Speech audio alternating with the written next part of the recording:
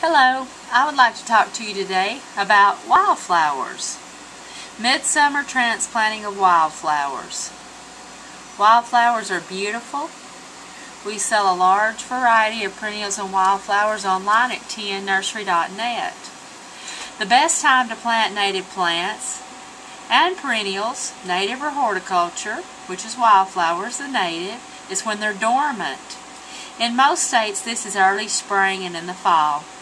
That is a time when transplanting least disturbs the plant's root system and when stress on the plant is minimal. But sometimes transplanting must take place at less than ideal times. Spring and summer, when the plant is in bloom, are fully leafed out. With much care, it's sometimes possible to have great success transplanting at this time of year too.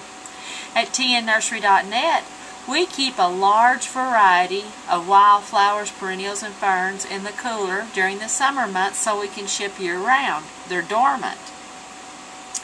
The more of these 18 steps you can follow, the more apt that you are that your hard work of transplanting will pay off. The equipment needed when you're transplanting wildflowers is a sharp spade, pruning shears, ice cream pails, or a child's plastic toboggan for transplanting plants would be fine. Water, watering cans, and the mulch. The first step is to get permission from the landowner or manager before transplanting. If you find a wildflower and it's a dormant season, ask for permission before you dig it up and replant it. Wildflowers are indeed beautiful, but you need to get permission. Ahead of time, determine the site into which the wildflowers will be planted. Too often people dig plants and then are unable to figure out a good place to plant them. So plan where you're going to plant your wildflowers and perennials before you go to buying them or transplanting them or asking for permission to dig. Transplant your wildflowers on cool, rainy days. You need to wait until the cool of the evening to do your digging. It's not too much stress on plants when you dig in the cool of the day.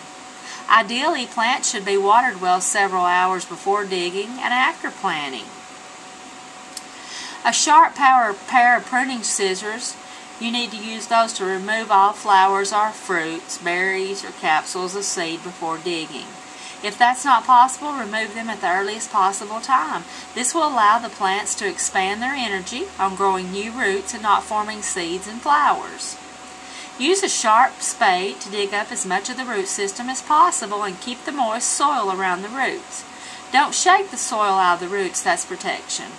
The goal here is not to disturb the roots, especially the fine root hairs, as much as possible. Equally important is the preservation of the fungi that often are associated with the roots on your wildflower transplants. These fungi will help the wildflower in many ways.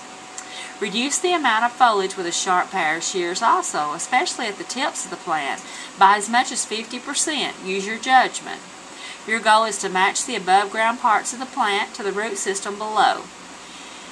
When you dig up the plant, you sever some roots. You should reduce the foliage above the ground accordingly. Reducing the foliage will take care of some of the stress and shock the plant may have if the tops die off.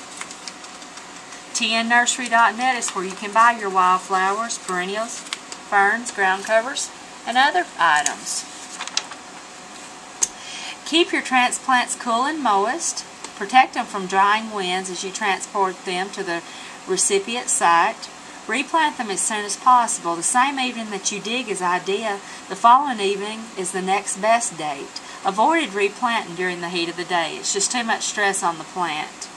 If you can't transplant immediately, store your plants in a protected, cool, moist place such as a garage, under dense shade of shrubbery, a cellar, anywhere where it's cool and moist. Replant in a site that matches the habitat from which the plant was taken. For example, similar shade, slope, soil, moisture, associated plants. Always try to take your plants back to their native habitat as much as possible for hardiness. Replant at the same depth that the plant was originally growing. Often the stem of a plant changes color at the soil surface, perhaps white below the soil and green above. Use this plus at your site observation as a guide. Add soil around the transplant to the proper level. Firm the soil gently around the plant to eliminate large air pockets. Much of the transplant will need weed-free mulch clippings, grass, and leaves. The more you can match the natural mulch of the plant's habitat, the better. You can get your perennials, ferns, and wildflowers at tnnursery.net. Water your transplant well using water that is close to the temperature of the air or slightly cooler. Avoid too hot or too cool. Water every day for 4 or 5 days. Despite your best effort, if the plant shows sign of wilting after transplanting, try to provide protection from the direct rays of the sun and the drying winds. Keep the roots of your transplants evenly moist for at least 2 weeks. That means water every day, not much water, and the plant roots will not rot. Too little water, the plant will wilt, shrivel, and dry up. As with life in general, so it is with transplanting or salvaging wildflowers. It's often impossible to do everything you would like. Expect summer problems to arise, and at the same time do the job well. With a little bit of knowledge and experience, you can be optimistic about the possibilities of success. You can order your mature blooming age wildflowers at tnnursery.net.